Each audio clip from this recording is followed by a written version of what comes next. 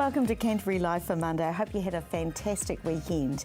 Our good bit of news is Rona Matthews, you have won the Wahine giveaway, so well done. I'm glad it's going to you. On the show today, we're going to discover about the Rotary Neighbourhood Project. That's actually really interesting, so that'll be good to talk to the people there about that.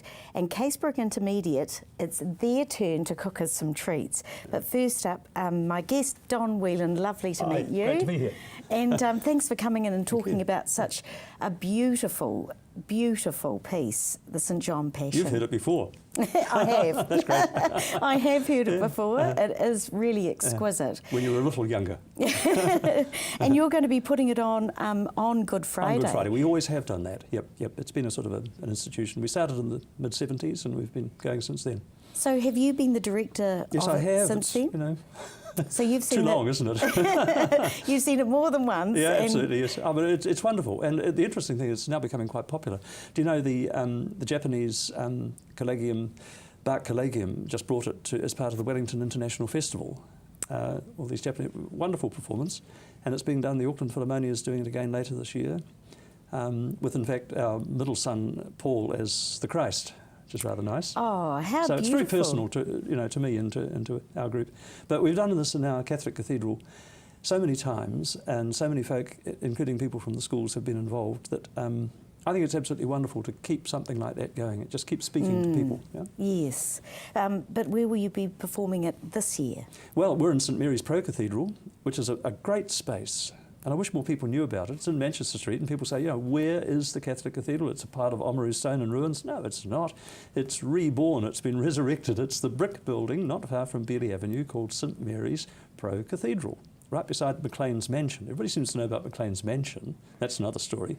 But the Catholic Pro Cathedral is a jolly good place, very nice inside, warm, well lit, and a fabulous acoustic where I believe we sound as good as we might. So do you have a very big orchestra? No, and in Bach's time he only had 2 or 3 players within the orchestra for each instrument. Lucky to have 1 or 2 in fact, because after all he was working in a boys' school. And a small choir, and that's more authentic, and that means we can hear every part of the music. Because it's very intense, very spiritual, very soulful music. Yes, it's about, very soulful, it's about the, the trial and the death of Christ, and there's a huge amount of connection between the drama of the mob who are screaming for Christ to be killed, which is our cathedral choir. Normally cathedral choirs are supposed to be very polite, but here they have to become a screaming Jewish mob. But Bach wrote that 300 years ago, and it's just as true today. If you go to, you go to Jerusalem or somewhere, you go to Syria, or at the moment, of course, in the Ukraine, you've got all these tensions. You've got all these people public events where people are screaming at each other, and somebody has got to become the public victim. So all that keeps going. So that's the reality of a piece of so-called classical music. It keeps becoming relevant. Yes, I believe. Yes. Well, that's like Shakespeare in the same way with words. Exactly. So is Bach's people music, don't isn't change. it? Yeah, that's right. There's some very similar things, yes, that people could relate to. Who will be performing in this particular one? In this particular one, we've got a group of soloists, and they're very fine soloists. And so we've got Elizabeth Emilias as our soprano, and we've got Ruth Reid as our contralto, coming down from Waikanae. Ruth's been singing us for many years, as has Elizabeth, who's been our star soprano on a number of overseas tours, like Ruth. We've got Wally Enright, who's been with us for, I wouldn't say donkey's years, but almost since we started. I've been there 45 years, so Wally's been there almost as long, as one of the tenors. And David O'Byrne has joined us. That's a wonderful story too, to have David, who's directly descended from the architect of our cathedral, singing with us in this performance. Oh, really? Well, that's very special on both counts, isn't it? Yeah. And we've got John Murray, who comes down from the North Island as the evangelist, and he's the one who carries the story. He's the one who tells the story as it goes through. And he does it with enormous conviction. He's doing it almost completely by memory. And we've got Chris Whelan, one other of our sons involved in there as well. I was going to ask you, that's a very familiar last name. Sorry about that. No, not at all. I think actually that must make it more special for you as the director to have your son there singing. But the most important person is my wife, who has been singing with us for a very long time. She was a boy soprano at one point when we met. And now she's still going with us, and she's a wonderful asset, because she's not only a brilliant part of our alto section of the choir. After you've been a soprano, you move to become an alto. But she's also our librarian, our registrar, and our tea lady, and she's my personal assistant. Well, in fact, I'm her personal assistant. Well, you've got a great team there, haven't you? We do. I mean, just the pair of you are a That's very right. good team. Can I ask you, what's your favourite part about the St John Passion? Oh, it's all favourite. I don't know. I can't say there's any part about it I just don't like. And every time we do it, I discover something different. The first... Because it's got that sort of depth, It hasn't it? has. You keep It's tremendous. discovering It's got things. layers of over layers. You've got lines of music coming through in the lower part. You've got a sort of a throbbing, marching sound coming through the lower double bass and all that, and then you've got a wailing noise coming from oboes and flutes and so on, which are tearing at your heart. And then you've got a choir in the middle singing words that connects everything. And no matter where you listen or what you look for, there is something that touches. It has to touch you. And I'm sure it will when we get along there on Good Friday. Thank you so much for coming, and Great lovely to to be meet here. you. Thank you. Wish you all the best. And we find out about the Rotary Neighbourhood Project up next after the break.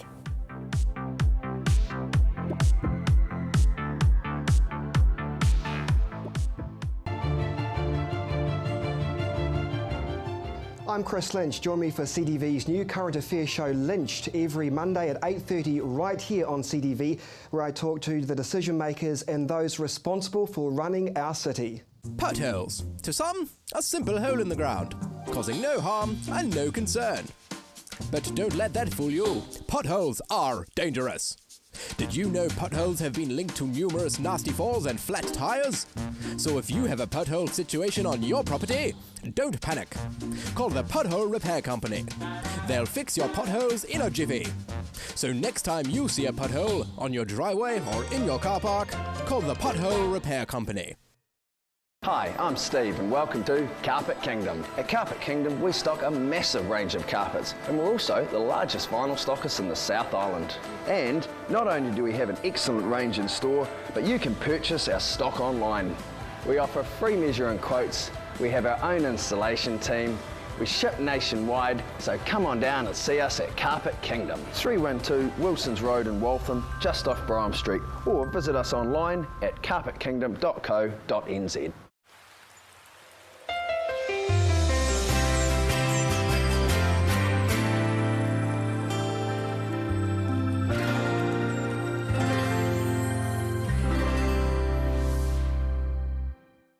Hi, I'm Mark and welcome to Staywell Pharmacy. Whatever the season, Staywell Pharmacy has you covered. As an integrated pharmacy, we stock all the well-known pharmacy medicines, as well as quality nutritional and herbal treatments. Our team of pharmacists and full-time naturopath are here to help you find the products and advice to suit the needs of you and your family. So come in and see us at Staywell Pharmacy, 27 Shands Road in Hornby. Staywell Pharmacy, live well, stay well. Every Monday night I'll take you out and about around the region's A&P shows from Cheviot to Temuka. You'll meet the exhibitors, have a look at the sheep and cattle and horses, and also have a look at what people have been producing. Rob's Country Showtime, 8:30 on a Monday night, CTV.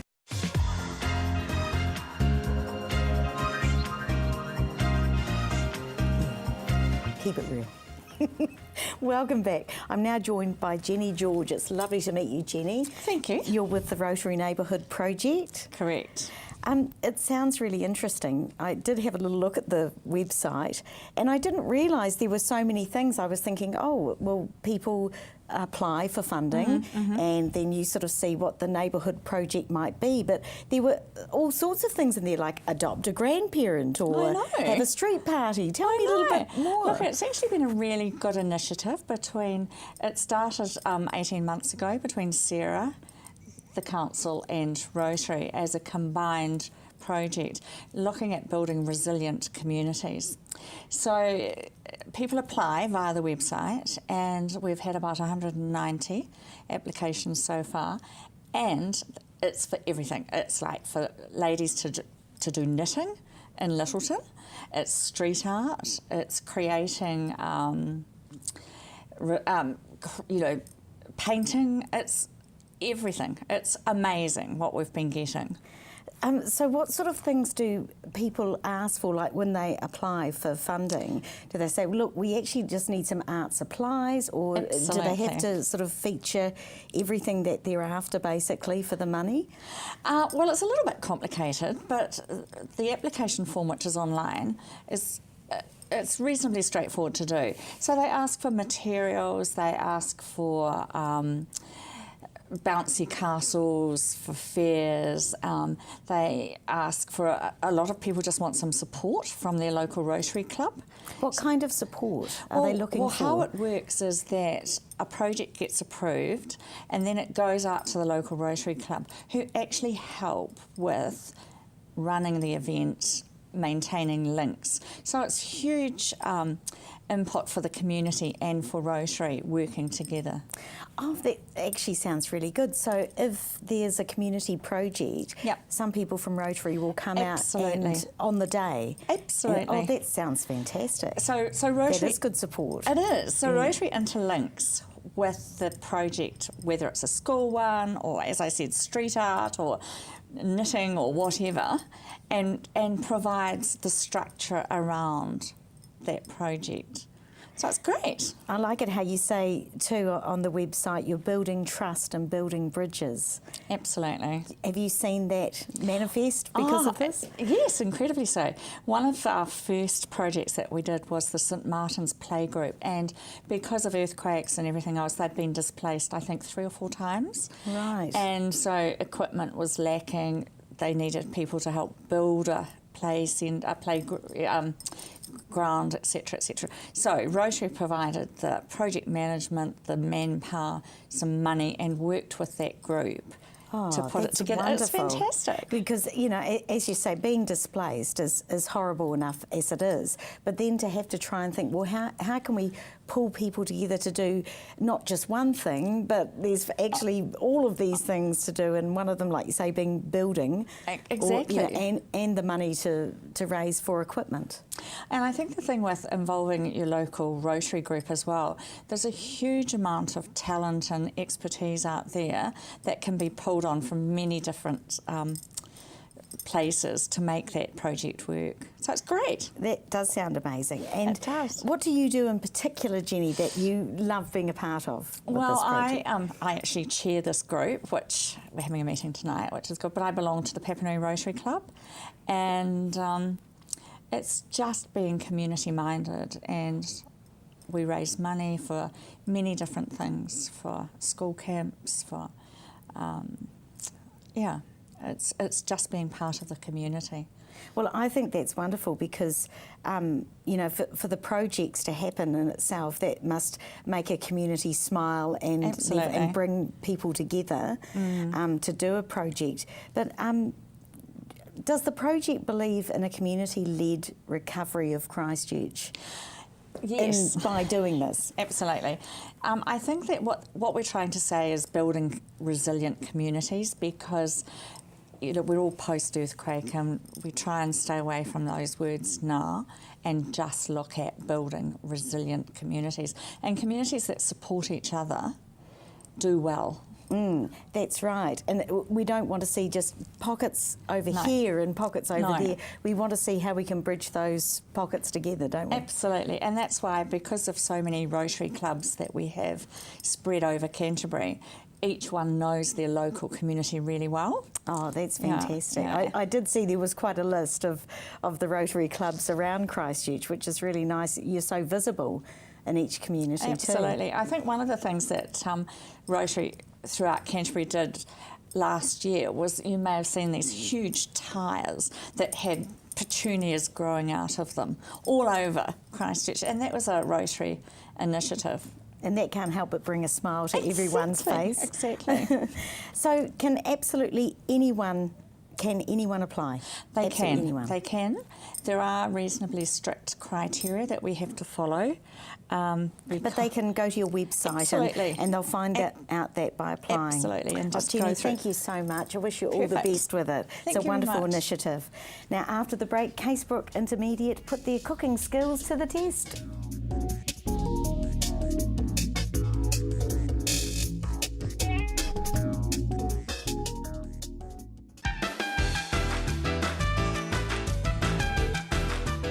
Hi, I'm Jude Kirk. Make sure you're watching me weekdays at 5:30 for Let's Go Shopping.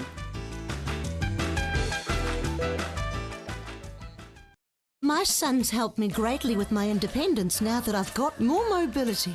Mum, I've been looking into stand assist chairs from More Mobility. They recline back with a footrest, then when you want to get out of them, they stand you up. You can even sleep on them. More Mobility can bring one out for a free trial. There's even electric beds too. What do you think? For more range and more expert advice, see More Mobility, corner Clarence and Princess Streets off Blenheim Road. What a difference more mobility makes. Located at the foot of the Port Hills, Berrymead Golf offers a spectacular location for any occasion. Make your dream wedding a reality with private use of our green function room, outdoor garden courtyard, large marquee and stunning gazebo. Or for your next conference, enjoy the relaxed atmosphere of Berrymead Golf, offering a private, spacious conference room with special deals to make any break a true break. All with customised catering from the Wow Cafe. Ferrymead Golf, 50 Ferrymead Park Drive, right next to the Ferrymead Heritage Park. Christchurch has its very own enchanted utopia, the Hitching Post. Pop in and see for yourself. A magical assortment of handmade creations, custom-made candles and artwork. Choose from our huge range of water features, garden art and imported giftware. Specialists in handcrafted metal artwork made in store. Nestled on 722 Marshlands Road. The Hitching Post, defining art our way. CTV News and Weather, first at 5. Be the first to find out about the rebuild, local politics, business, sports, culture and community. CTV News and Weather, first at 5, only on CTV.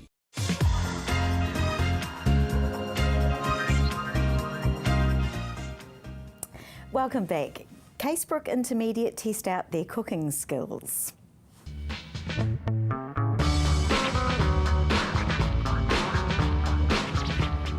Cooking for Families Kitchen, and today we've got our youngest pair of students involved in the project. We have Patty and Mitch from Casebrook Intermediate. So what recipe are you cooking for us today? We're making a sweet and sour chicken recipe. So that was a recipe you designed for your family. Where did you get your idea from? I got my idea from the Food in a Minute website. I saw a sweet and sour recipe on there and I sort of altered it to make it into my own recipe. Great. I see you've got some veggies that you're going to chop up while you're chatting away now. Mitch, you had designed a recipe for your family as well. What was your recipe? I made a sort of veggie stir fry that had some bacon in it. Yeah, well that sounds interesting. And where did you get your idea from? I used the family recipe and just altered it a little bit. Oh, great. Okay, so I see you've got lots of different vegetables there. Obviously they had lots of nice colour. Do you have to use any vegetables in particular for this recipe? No, you can use any vegetables that you have anything lying around. Lying around in the fridge or anything in season? Great. Okay, so I see on your plate here you've also got some ginger and some garlic. I see you've used the paste there. That's a good way to quickly do it rather than using the garlic and ginger pieces. Yeah. Great. Okay. Well, shall we come over to the frying pans now and show me what you've got cooking along here? So you've got some chicken here, Patty. What's the important thing about when you're cooking the chicken? When you're cooking chicken, you just need to make sure it's cooked all the way through, because otherwise you can get food poisoning. So what I do is I just find the biggest piece in the pan, cut that one open, and if it's all right on the inside, then all the others will be. Well, that's a good trick. So that's looking nice and brown and well cooked there. So that's all ready to go. Great. So what have we got over there, Mitch? You're going to add the vegetables to your pan? Yeah. So they all just go in together, and I see you've kept the silver beeter to go in later on. Is that because it takes less time to cook? Yeah. Okay. So I can see them sizzling away there. That's great. And you've got some extra ones that you've cut up too. Yeah. So all those colours are going to make it really nutritious. That looks absolutely delicious. Yeah. So what else, Patty, are we going to pop in there? We've got some sweet and sour sauce. Okay. To put in. Yeah. And it's a Watties one, so it comes in lots of different flavours, but we chose the sweet and sour one to give it a bit of a better flavour. Excellent. That's your favourite. Okay, so pop that in there. I can hear that sizzling away. That's going to help those vegetables cook quite quickly as well, which will be great. Okay, so you're going to give that a bit of a stir around, Mitch? Yep. Great. And it's good to get that ginger and garlic mixed in well too, isn't it? Yeah. And so you've got something else that you're going to add, an interesting ingredient. What have you got over here? I have some popcorn noodles. Yeah. So yeah, like noodles, but they come to like packet and they're all bunched together. So when you get them out of the packet, you have to fan them out. Yes, you can't just put them in all together. They fan out quite nicely, don't they? Yeah. They look great. And I think they're going to absorb up all that sauce as well, which will be absolutely delicious once that's all soaked in. So do we pop the meat in there as well? Yeah. Once you're sure that the meat is done, you can just put it in there. Right. And let it all cook together. Right, so when you were cooking this at home, Paddy, your brother doesn't usually like vegetables, so what happened there? No, he doesn't usually like vegetables when they're just on their own, but once it was mixed in with the sauce, he seemed to quite like it. Well, that was a good outcome. Yeah. You must have changed the recipe really in a great, interesting way. What about you, Mitch? When you made your recipe at home, you cut your yams too thick, didn't you? So how did you change your recipe? I did cut my yams thinner so they didn't take so long to cook because otherwise they were really crunchy. Right. Okay, so you've added the spinach in there. That's just going to take a couple of minutes to cook through. I think we're just going to let all those ingredients absorb that beautiful tasty sauce, and we're going to come back in a moment and show you how to serve it up. So that sweet and sour chicken has been sizzling away for a few minutes, and we can see those vegetables are just at that perfect stage where they're still got that beautiful bright colour, but they're just tender and they'll be lovely to eat. So how do you normally serve this up at home, Paddy? I usually just use a pair of tongs and serve it up into some bowls. Yeah. Okay, Mitch, so shall we serve this up? It's smelling absolutely beautiful with that sauce. It's a lovely tangy sort of smell, isn't it? Yeah. And that looks great in there, all those vegetables. Perfect. So what do you normally eat this with, forks or chopsticks? I usually eat it with forks because I can't really use chopsticks. Yeah. So a lot easier. Great. Well, do you want to show me how you do that? I'd love to have a taste. Yeah. Perfect. So it's just a matter of doing it without slopping noodles down your front, isn't it? Mm. Right. What do you think? Good. It's pretty nice.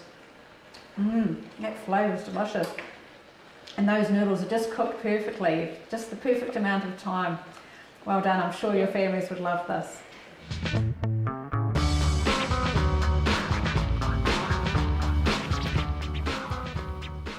I'll tell you what I think. I think that looks yummy. It must be dinner time. I'm getting hungry watching that. Thanks for joining me today. I'll see you tomorrow.